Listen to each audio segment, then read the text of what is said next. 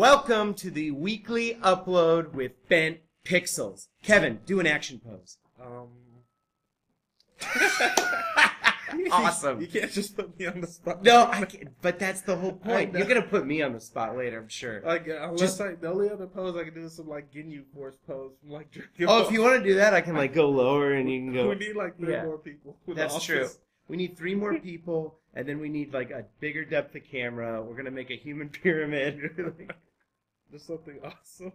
I'm trying to think about it. You know, when you're scrolling through, you gotta have something exciting happen. I know, you're right. Thank you so much for joining us on Facebook Live. This is the weekly upload with Ben Pixels. This is where we talk about the weekly news and happenings in digital video. It's a wide world out there, from Twitch to Facebook to YouTube to OTT services like Hulu and Netflix and Amazon Prime. So we like to go over some of these things that have happened in the past week. And then our special feature at the end of the episode is we're going to be talking about things that we've been watching and sort of, as a way to illuminate like changing viewing habits and how people end up consuming stuff, either in the moment or after the fact. So a lot of stuff to cover. But today we're covering Snapchat, we're covering Facebook, and we're covering more gaming news with speedrunners. We're going to have a little discussion about that. What are they? Why is it significant? And that might tie into our final segment, which is what I've been watching. So, Kevin, lead us off. You are intrepid master here. All right. So our first story today is Snapchat adds new creative tools as its rivalry with Instagram intensifies. And this is coming from The Verge. Snapchat added a set of new creative tools to compete with Instagram. The tools include unlimited viewing time, which is pretty huge for Snapchat. Yeah. Since a lot of their stuff pretty much goes away really quickly. Wow. The ability to draw with an emoji and a magic eraser that removes objects from your snaps. So something that's very like Photoshop-like, where you're able to fill or wear a type of image or something within Snapchat. So okay. That's something pretty new, and like a lot of more customization with Snapchat. You can set the snap to limitless by tapping an infinity icon, though it will still self-destruct after they close the message. So I guess the idea is that the viewers, and correct me if I'm wrong, so it's like I go into your snap, and it's always going to be there until I want to see it. Yeah. But the moment that I see it, it's gone. Yeah. Okay. So that creates more of an incentive for people to like go back through. It's not just like, well, I did it yesterday, but you missed the window, right? So yeah, because there's been lots of that's times, big. Actually. Yeah, there's been lots of instances where friends would send me a snap, and then it was just too far gone for me to be able to see it, just because it was days later. And that's really helpful, because if it's something kind of is a funny joke thing that they're trying to send me, and it's just like, oh man, I just didn't have time to open up. Yeah. Hey, even if I'm watching it after the fact, I still want to laugh. Yeah. And also the tools are moving from the top of the app. Well, how you'll find the tools is that they move from the top of the app to the right-hand side of the Snap preview screen. So now you know exactly where to go to see those updates. And those updates are also out if you already updated your Snapchat. There you go. So if you, vote for Android and iOS? Yeah. That's great. I was actually just getting some snaps yesterday. I have a woefully underutilized personal Snapchat. So I definitely got to get on that. You on Snap pretty often now? Yeah, it's hard to pretty much always. I'm on Snap. I was on Snap first, then on Instagram more. But then now I'm slowly coming back to Snapchat, just because a lot of my like personal friends are more on Snapchat. But I have a lot of like networking, sort of business contacts and stuff like that, and friends also on Instagram. That's interesting. You mentioned business contacts, right? Where it's like whenever you're doing like networking professionally, it's like, oh, you go to LinkedIn. But then a lot of times you also go through Facebook, or you go through like wherever those people exist, to like comment, to like, support one another and stuff like that. Yeah. What is the, just to briefly, one more point about this, what is that push and pull that would take your group of friends from either using Instagram predominantly or Snapchat predominantly, in your personal experience? Well, within our group chats on Instagram, we're always sharing like a particular video. That's one thing that we haven't been able to see with Snapchat. Like, they have it, but it's way better to use It's more intuitive to use. Okay, so you mean like sharing a particular video of somebody else's? Yeah. So it's like you all know you follow each other, and then you like share something from outside your network. 'Cause you want everybody that follows you to see it.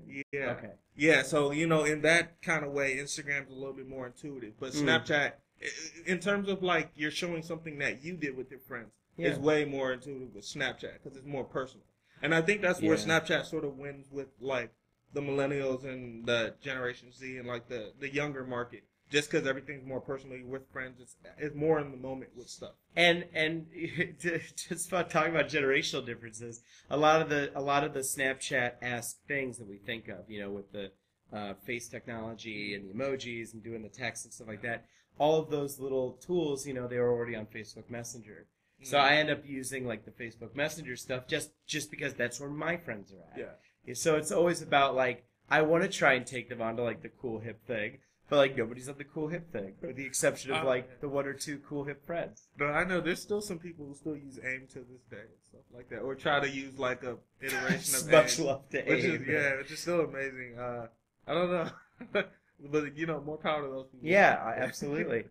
Awesome. Well, speaking of Facebook, since I like to transition, they will debut their own original TV shows this summer. The social media giant plans to move beyond live and user-uploaded content, take on Netflix, Amazon, and Hulu, offering its own suite of original programming.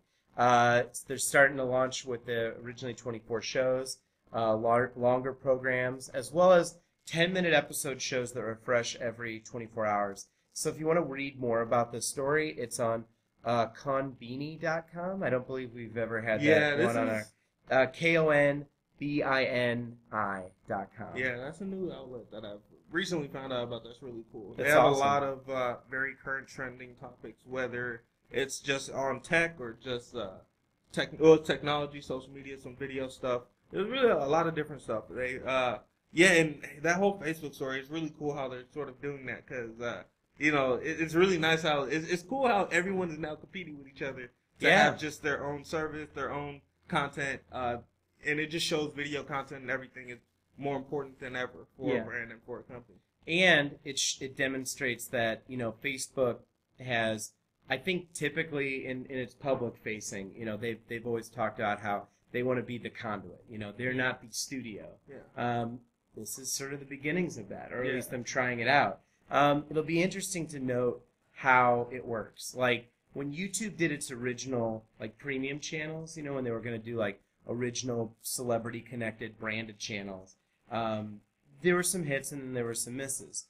And then with Facebook, it's like, Facebook being known as like, this is our flagship thing. We are going to be like, you're going on Facebook to watch original programming. You can't claim to just be a conduit anymore. Now you're a studio. Now you're making these things happen. Are we going to, see, Facebook Premium blow up into other services? We also know that like Amazon took its offerings from just shopping to video to all these other services. Yeah. Facebook has that marketplace where it's sort of like this eBay, like local, like buy-sell type thing. Is there a way that like we're going to start seeing that where Facebook starts like, well, if you buy into Facebook Premium, you're going to get access and all these other special services that you couldn't get normally through Facebook. I'm wondering how they're really going to be able to do it because they're in like other than YouTube being in their own position, they're in a pretty unique position too. And I can tell a lot of people are watching to see what they do forward next because simply just by being Facebook. Yeah. Just being like, they always kind of tout, they're not technically a media company, but, we're starting to see them sort of form something new and different. So I know a lot of eyes are on them at this time. Zuckerberg, according to Zuckerberg, the goal is going to be creating an anchor content initially that helps program people to go to the video tab. So I think they're doing this to like get people to go there. He says the long-term goal is actually not to be paying for specific content, but doing a revenue share model that the whole economy around video on Facebook is built up. Oh. So this is directly, like YouTubeification. Oh, but I think it's interesting that they're leading in with original content. I think that's smart. And to your point, like you said at the beginning too, this is all about increasing the competition that's in the space. And for the friends that I know, I mean, we're based here in Los Angeles, California, and you know a lot of people in the entertainment industry. I know a lot of people in the entertainment industry. They're going to be watching this to go, look at all these different avenues that we might be able to put content. Whether or not Facebook continues this or not, we don't know. But at least it's continuing to open that door up to saying, look at all these different places that you can put your content, you know, that you can repurpose it. So I look forward to watching it and see how that experience works. Yeah, I can't wait to see. And for our third story, this is a unique one. Regarding speedrunners, and this is coming from Engadget. Speedrunners have already torn the new game Prey apart. And for those who don't know what speedrunning is, it's a popular genre of videos within many Twitch streamers or YouTubers, which involves you trying to beat a game as fast as possible. Yeah. Using sometimes various tools, sometimes your own skill set. So there's sometimes, you know, you sit down to play Super Mario Brothers and you're just going to try and play through as fast as you can. There's also like the tricks, you know, you go to the warp pipes or you go to something else. That could be a different type of speed run. Yeah. And then the tool assisted runs like you're talking about are like if you're running on usually an emulator of some sort or some other type of, like, you literally build, how can I compare this? It's like, you know, when they built Deep Blue or whatever to play chess, right? And the idea was we're going to build a computer that can play chess better than human. And I think that that's usually what tool-assisted speedruns are. They use playback, they use all this other technology to, like, algorithmically plan out, like, the exact perfect way to do a run that would humanly be impossible. So there's a lot of different genres to it. Yeah, and it's crazy because it's a pretty big trending space in YouTube even, with over 6.8 million results on YouTube search alone. So it's people always constantly trying to one up and beat each other. Yeah. But for our story, Bethesda's, you know, the people who pretty much made Skyrim and Fallout. I know Skyrim. Yeah, it's great.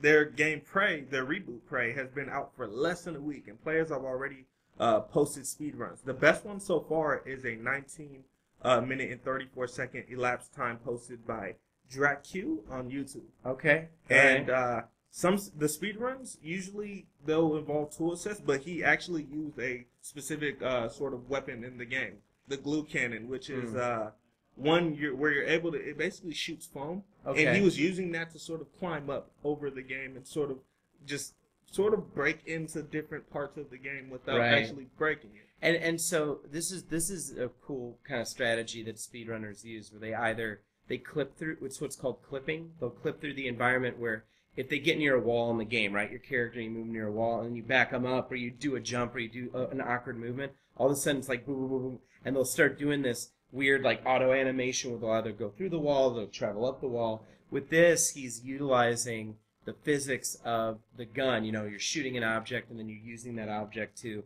sort of hopscotch around and like do stuff that within like the regular confines of the game that you shouldn't be able to do.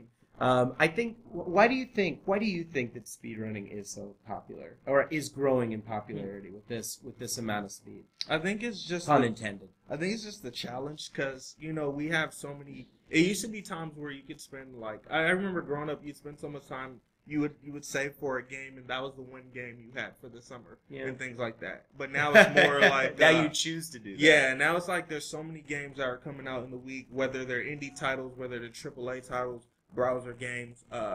You know, there are games where you keep playing concurrently with other people or just by yourself. It's so many games that's coming at you. Yeah. You know, there's some people maybe.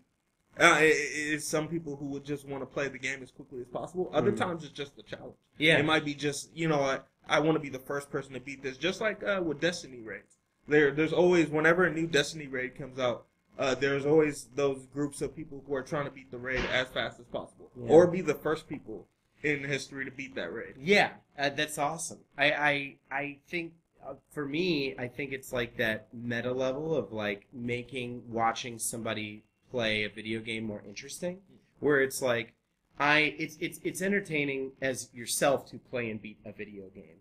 To watch somebody play a game, either you need a commentary from them that like is sort of like the layer on top that you like to engage with, that you like their take on their games, or you're watching for their proficiency and for their expertise. You know, competitive games, two people against each other. Speed running is like this solitary thing where as the viewer, you are rewarded for having a deep knowledge about the game ahead of time. Yeah. You know, so you're sitting there, you're going, oh, he used that trick. Oh, he's going on that path. Ooh, he just made this thing. Now we got to see how he compensates. Yeah. So the spectator nature of it becomes more about it rewards you for your investment in a title and your knowledge of a title. It's the reason why, like, I think Super Mario 64, like, we were just to take it to another story that broke this week as well. A runner, I think, beat the time of an hour 40-minute for a 120-star run in Super Mario 64, and they always play the Japanese version because the Japanese version is just a few frames faster than the American version. I didn't even know that. Yeah. So just all these sort of little tips and tricks. I think that it encourages community. You know, these sorts of things encourage community, but in a way that's more collaborative, I think. When you're doing a competitive thing, it's sort of like, well, you want to fight against people, but maybe keep some secrets for yourself. Yeah. Because you're trying to get an edge. With speedrunning, I think the intention is always like, it's hard to do regardless, so you might as well help one another, you know? And then it's the friendly competition of, which is like when I talk about awesome games done quick, which I spoke about like months ago on the show. Yeah. But like, what's the most fun runs to me, it's like the ones where they do the quad screens and they have 4 people running the same game at the same time. And I just love seeing how people do things differently, or like when people fall a little behind or when they start catching up, or when they get bad RNG, which is random number generators. So it's like, when is a boss character going to do one thing or an enemy going to do another thing? Yeah, and then it's another layer of like even how you play a game when you're trying to do that. I remember when people tried to play the Dark Souls, I would watch some speedruns of that. And Dark Souls is like a medieval fantasy game where you have like limited resources, and typically that the game is very like exacting. It's very punishing in places. Okay. But a notable thing about that is just like they quickly know how to sort of gauge a boss and read what that boss can do, because you know it's not just I have to beat this boss, I have to beat this boss fast, because if I don't beat this boss and I keep dying, I'm gonna have a slower time, and this one of my friends is just gonna beat me. And it always reminds me of that movie, the movie The Wizard. Have you ever remember that one? Yes. It always reminds me of that. That was a favorite movie of mine. 'Cause that was the first movie I was just like, you know, they're playing video games, and wow, it's a weird movie for a lot of reasons. And this will probably transition great into our next topic, like what we've been watching. But now I want to go back and watch The Wizard. But like, they're calling the tip lines, you know, and like a dial tone. They're like, you know, the Power Glove. Like Nintendo pretty much funded that movie because it was like a secret backdoor, you know, pilot or trailer for Super Mario Brothers 3 when that came out for the NES. So, but you're right in that it sort of introduces you to the competitive mindset. I mean, all that little kid's doing in the game is like playing Super Mario Brothers 3 and getting really good at it. The whole thing kind of accumulates in a competition that you're not fighting each other. It was literally a competitive speed run. It was the first to like a certain amount of points. But that was like years and decades ago, you know, when they did that movie. So The Wizard again, predicting the future, right? Well, I want to help predict the future with our audience. So I want to start talking about, Kevin, what have you been watching? I think a lot of the times I want to make sure that we're like introducing our audience to different things that we think they should be watching or stuff they haven't heard of, because you know, let's have some fun. Let's talk about entertainment. So what have you been watching? I've been watching some Let's Plays from a few Let's Players. One of the Bent Pixel creators, Azura. I've been watching some of the watching some of the Call of Duty stuff. This other creator, the Rab Brad, he's been playing that Prey game, and he's gonna start up Injustice 2. And that's what I'm really hyped about. We have another member of our Ben Pixels community, Lost Girl, that does a lot of Mortal Kombat stuff. She's going to be getting into Injustice 2 as well, I believe. That's really cool. So I'm excited to see those videos. Yeah. I really feel like ever since the Mortal Kombat versus DC game that, oh my gosh, am I going to screw this up? The NetherRealm. NetherRealm. NetherRealm Studios, right? They've really been great at just like their sense of design, the gameplay in all their games have been tightened. These are competitive fighting games. The guys that make Mortal Kombat. Yeah. But it's so cool that like all the graphics and like the presentation, like it feels like you know when you used to in school you had to make a diorama you get like a shoebox. So you've seen these. Like you make a shoebox and you it's George Washington crossing the Delaware, and it's like little clay figures or little action figures, and you put it up and you have to write a little paragraph about it, and it's like an art project or whatever. It feels like that. It feels like a little diorama world that you're playing in. It's because it's so detailed and like fleshed out. Yeah, it's very detailed. Even like this new game, like the facial models, even just the way Superman talks to Batman and just how they move is just so realistic and just cool. But it's also like DC, and you can tell how they've just been iterating over and over and building and making it just look so cool. And they were like the first to sort of, now all these other fighting games are starting to add story into it, because it's not enough to just have arcade mode. You have to have a sort of a story where you get to play as other characters. And that's a great transition to what I've been watching too on YouTube, which is the Awesome Adventures with Gutex and Mike Ross. Both of whom were, Gutex is still doing some competitive play. Mike Ross was also competitive, but now they do this streaming show with their fighting game buddies about Street Fighter V, and they were, talking about the story mode and what characters hype, and the different tech and stuff like that. The story mode that's going to be, coming out for, I forget the new Capcom game that's going to. They were talking about the next Marvel vs. Capcom game, and how that for the first time is going to have like a really in-depth story mode, similar to what they've been doing with the NetherRealm games. And what I like watching about competitive fighting games is I like fighting games; they're a lot of fun, even though I'm not like the very best at it, but I still enjoy playing them. And I think it's like when you talk about how people get into sports, right? Like, the real reason why baseball, football, soccer, all that stuff becomes intriguing is, athletic competition, people against people. But the more that people know about the game, whether it's speedrunning, whether it's Street Fighter, whether it's Mortal Kombat, like, you can get into it on a certain level because you know what's going on. You understand the rules, you understand the principles. Yeah. And I just find it really fun just feeling like a fly on the wall and just like absorbing more information. What else have you been watching? Some more stuff. I've been watching a lot of Dragon Ball Super. On Crunchyroll, and just I've always just been a Dragon Ball Z fan, just like growing up, like ever since watching it on Toonami and things like that. And it's just been a good thing. Cause I didn't have a chance to really watch Dragon Ball GT. Yeah. So I don't know, but I guess I heard it wasn't. And if we have any fans out there, obviously let us know. Yeah. But Super's been good so far. They're gearing up for this big tournament that Goku, and he enlisted 9 of his friends to pretty much like as his teammate for it. And he's got a squad. Yeah, so it's been really good so far. Like, they're so powerful now. It's just ridiculous. I have not made time to watch Dragon Ball Super. I was following it at the start, and then I just kind of fell off because I don't know. I wasn't really feeling it. I like the new movies that they were making because I like the animation quality, and I thought that it forced them to kind of be really condensing with their storylines. But I'm kind of in the back, like kind of like monitoring it. I'll read like reviews and articles about it. If something seems interesting, I'll find those episodes out. The anime that I've been watching is My Hero Academia, which is on Hulu, and I think that's really, really cool.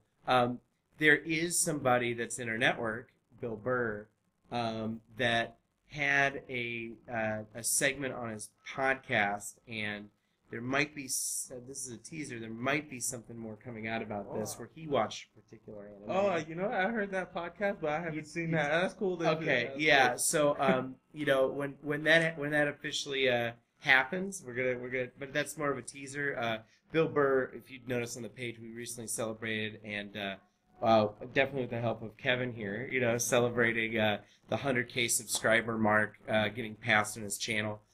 We're just so excited to have him with us, part of the team, and working with him.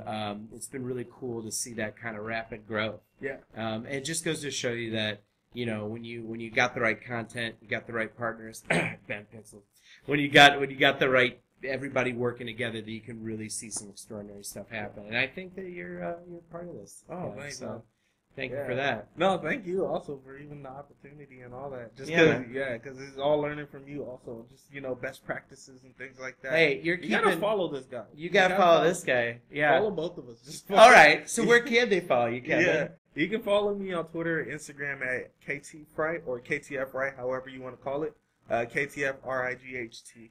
And you can follow me at Crave Sam if you want to talk about anime, gaming, all these other side interests. But any questions about digital video? It's been awesome to continue to cover these stories and to try and keep growing the program. So thanks again. Share it if you like it, and let your friends know about it. I think we're the only live show that focuses on this kind of stuff. Yeah. At least in this condensed format. I'm gonna say we're number one. Yeah. We're number one. I would say number one. Definitely number one. Definitely number one. All right. So thanks again for watching the weekly upload, and as always, this weekly upload has been downloaded. See you next week.